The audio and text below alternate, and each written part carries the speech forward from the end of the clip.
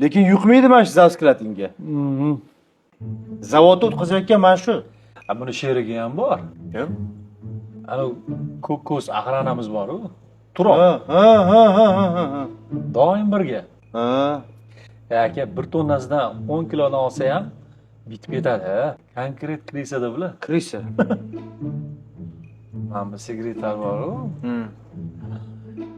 Direktor bilan. Ha.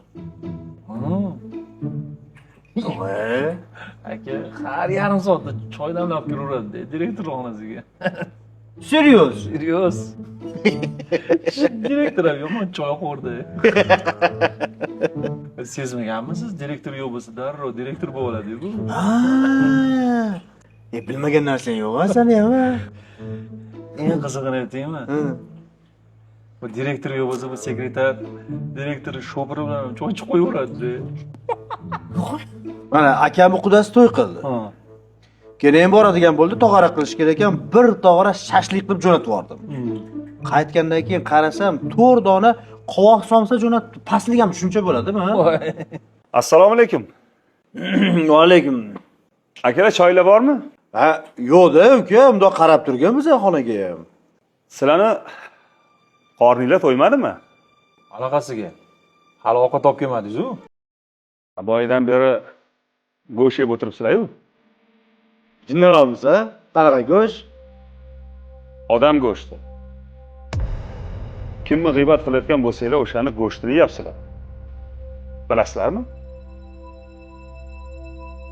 O'zi qayerda o'tirganinglardan xabaringlar bormi? Ha? Tayim choyxonada. Bizni choyxonamizda qimor o'ynash, tamaki chekish va g'iybat qilish mumkin emas. Kelinglar, yaxshisi men sizlarga qo'y go'shtidan bir zo'r osh olib kelsam, ha? Tezroq qorninglar to'ysa. Tushunmadim. Choyxonachilar ham aqlli bo'lib ketganmiz-chi. Oliy ma'lumotli choyxonachi shekilli bu.